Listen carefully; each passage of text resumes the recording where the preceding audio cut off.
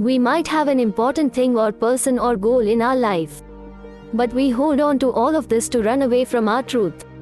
That truth is, as far as this universe is concerned, we are not even a dot. The fact that we are living or not living is not significant at all. Why are we alive? What will happen if we are not there in this world? To avoid such questions and uncomfortable truths, we try to look for meaning in our lives and hold on to that. We shout at those who bring danger to that meaning. All of this is to ensure that we don't get mad and live our lives. Mark Manson, who wrote The Subtle Art of Not Giving a Fuck, has also written this book titled Everything is Fucked. This book starts off by telling us how our values are built. What are we doing to protect those values? How is religion formed? What are the things similar to religion? The way we search for meaning in our lives and how confused we are without that meaning. All of this has been discussed philosophically. All the sayings of various philosophers have been consolidated to tell us what will happen to our life without hope. How important is hope to us? We have all sorts of advanced technology with us now. Everything is available at our fingertip. Everything can be brought home. But the existence of all of this is a problem. That is called paradox of progress. The belief that all that is happening to us is good, or when many good things are happening to us. The fear that we might lose all of this would lead to lack of hope. Not having that hope will trouble us. The opposite of happiness is not sadness. The opposite of sadness is hopelessness. To avoid the uncomfortable truth, we do a lot of layering and create a purpose to live our lives. And hold on tightly to that hope.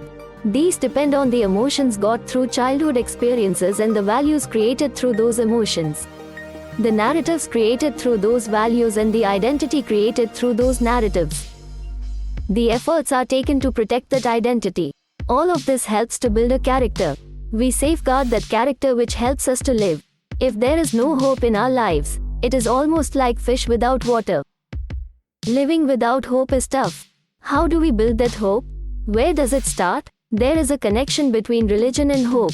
People who are religious rarely commit suicide because they strongly believe in something. Is that belief right or wrong? Can it be proved or not?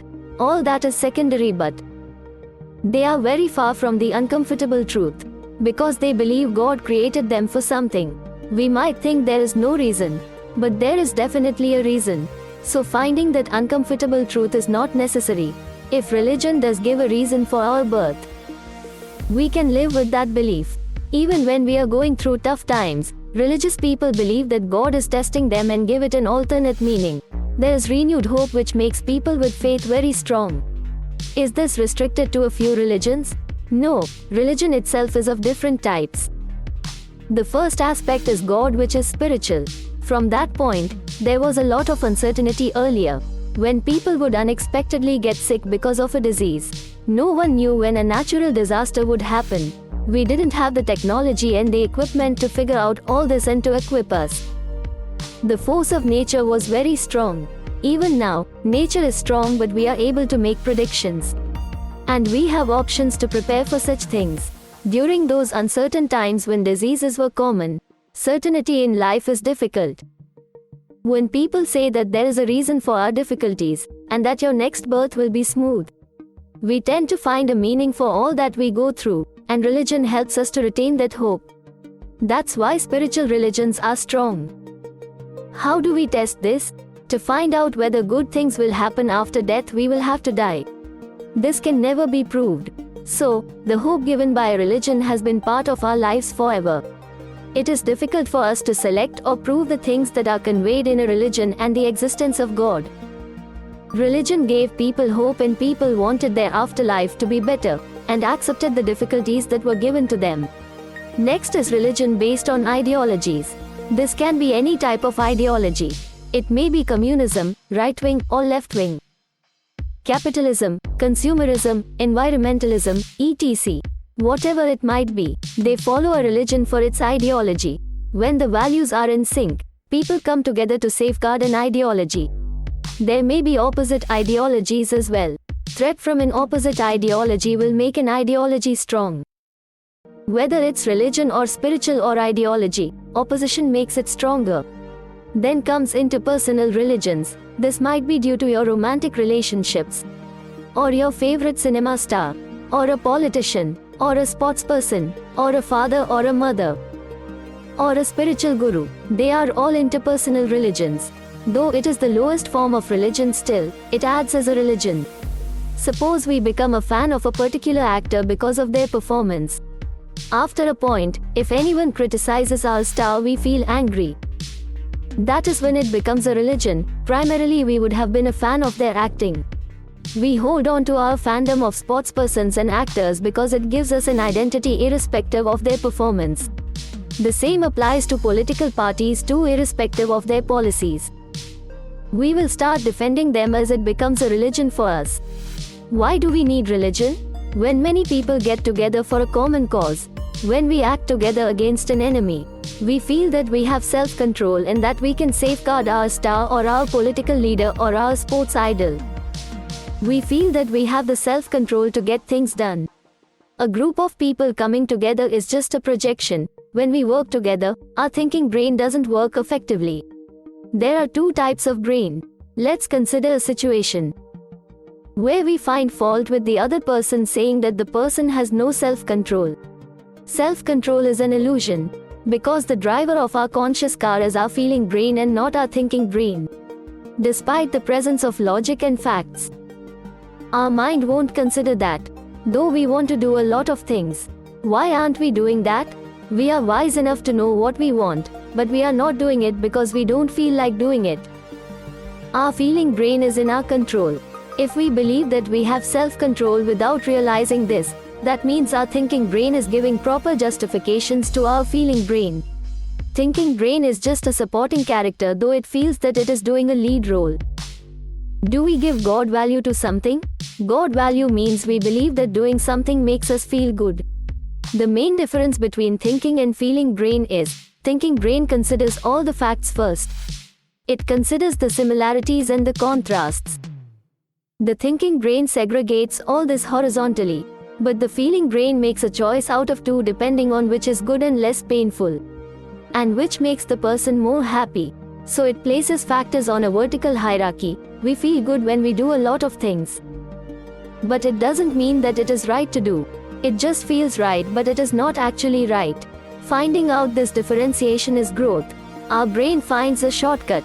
We can't project or touch or experience everything, but generalization enables the brain to help us navigate this world. When we are children or at an adolescent stage, these experiences give us emotions. These emotions give us values. Segregation is done based on higher and lower values, happiness and sadness. This helps build narratives which forms our likes and dislikes. These narratives help build our character. People with similar characters become our friends. People with opposite characters become our enemies, or they become a third person. This dichotomy works in religion as well. Us vs them. This helps in having a religion as well. I talked about how smoking on screen was bad, especially for someone who had a lot of kids as fans.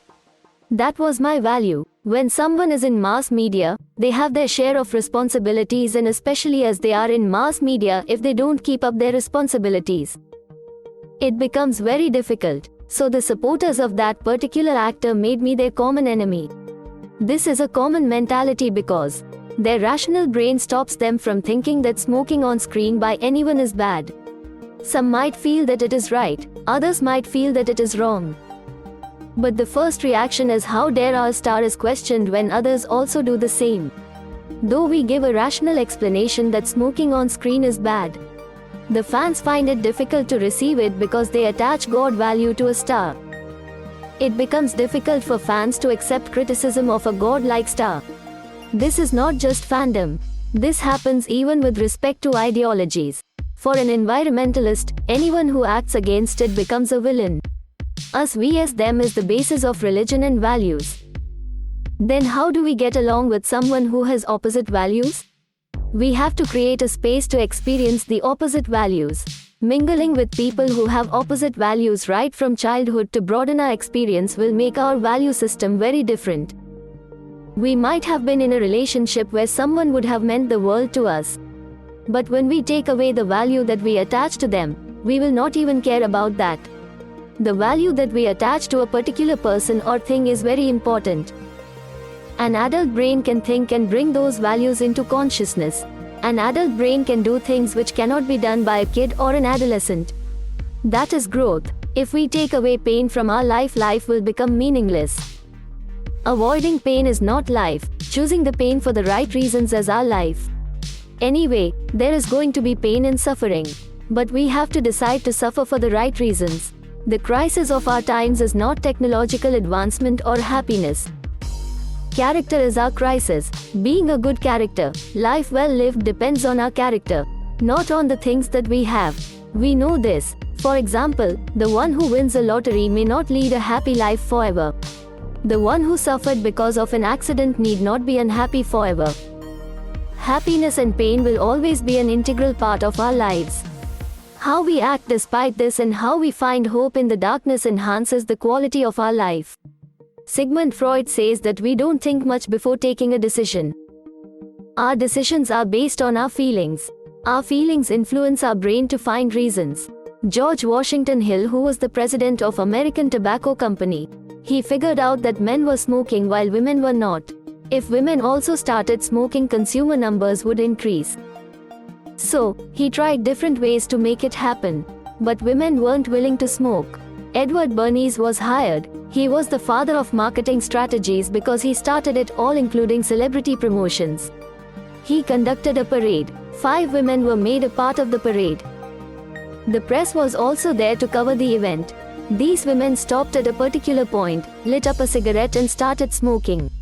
They shouted the slogan, "We have lit up our torch of freedom." The values of women were touched and they were made to believe that smoking was their freedom. Women started smoking. Bernays had just put Sigmund Freud's words into action. Besides explaining the pros and cons of something, you have to let them know how using a product would make them feel. That is touching your feeling. Basically, the plan was to touch the insecurities of a group of people. If you feel that you are less manly, what can make you more manly? This bike will make you more manly. If you feel that you are less happy, what can make you more happy? The insecurities of people are tapped and products are marketed as solutions, thereby increasing the consumption. We might consider this strategy as brilliant. Bernays was Sigmund Freud's nephew. Freud died poor, but Bernays was born and brought up in the US. He knew how to market ideas and manipulate people. He believed that people do not think before making a decision. The feeling brain guides the thinking brain to take decisions based on feelings. If you really feel that there is a vacuum in your life and that you need some hope,